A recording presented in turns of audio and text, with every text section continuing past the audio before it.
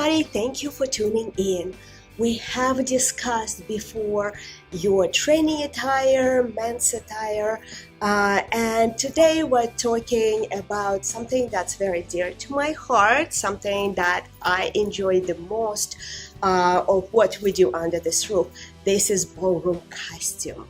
So it is a very, very long subject for the conversation, but let me try to touch base on some basics, and then the rest of it we will discuss in more details on our YouTube channel. So please follow us, comment, and I will be able to respond to your questions next time we're doing this segment. So how do you choose the costume? It is very important to understand that costume is your tool. It is just like the shoe. If it's a good costume, it works to your advantage. If it is not chosen carefully, it works against what it is that you're doing. So the styling of the costume and the actual colors should really complement you, who you are. So if you love sexy and sensual style, that means that this is something that we should project in our costume. If you like classical style or cutesy style, this is something that we should consider making a design for, because this is what you're going to be selling on the dance floor. And it is very important that you feel in that costume like yourself, not like somebody else, like the dancer that just walked off the dance floor. It's you, it's your show, so you have to feel like yourself in the costume. Another thing that it is important to understand is that dance costume is your tool, and that tool has to be used very, very careful. The costume here is for you to showcase what you've been working hard on. Your technique, your hand styling, your emotions, and it should hide really whatever you're still working on. For example, if your handwork is not all up there, we should probably eliminate any accents on your hands or do a sleeve. If your footwork is just so amazing, we should consider opening up your legs. The next thing that we should really consider is really what kind of style of dance you do. We're doing different costumes here. There are Latin, rhythm, smooth, standard costumes.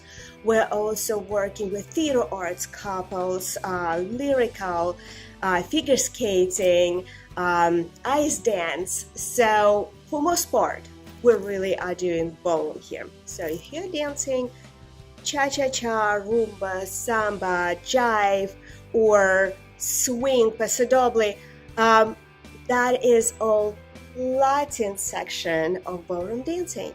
Or if you're doing waltz, Viennese waltz, foxtrot, quick step, tango, this is ballroom side of ballroom dancing. So the dresses are going to be significantly different. When you're going to a dance competition, you will be dancing either Latin or ballroom. For the Latin, for most part, your dresses are going to be much shorter, and for the ballroom, they're going to be longer. It is very important to recognize that the Latin section separates on international and rhythm styles, and the ballroom separates on international standard and American smooth. Ballroom section, there is only one dance that separates American smooth from international standard, and that is quick step. Quick step just simply does not exist in American smooth style. However, with the rest of the dances, even though they're called the same, the technique is very different, and the steps and appearance of the dance is very different. Therefore, the appearance of the dresses are also very different. Smooth dress has a much quieter skirt, and even if it has a very reinforced bottom, it may not have such a full skirt as a standard dress. The standard dress usually has very big puffy skirt with multiple underlayments, and for most part it has some kind of a float system. It's either the wings or the float of handkerchiefs. We will talk about the difference between that system later on in our YouTube channel. Latin and rhythm dresses are here to emphasize our movement. For example, for the rhythm dress, we may add a big flirty skirt to emphasize our hip movement, and very tight top for the Latin dress to emphasize our body movement. There is a lot to say about those two styles of dresses, so we will continue this conversation on our YouTube channel in more detail. If you're doing the showcase and you present some kind of a character, we have to know what that character is. For example, this costume is Mary Poppins. Lyrical costumes, on the other hand, are very flowy.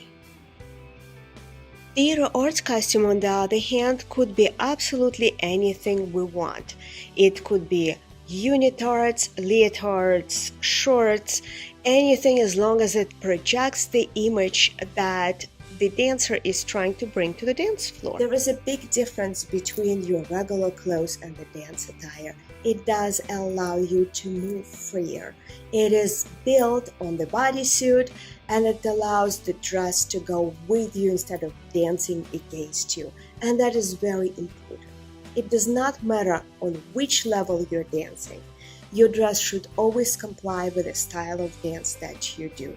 It has to be comfortable, so you don't have to think about your dress as you're dancing. You have to just relax and enjoy the whole experience of dance. Thank you so much for joining me today, and I hope to see you next time. Bye-bye.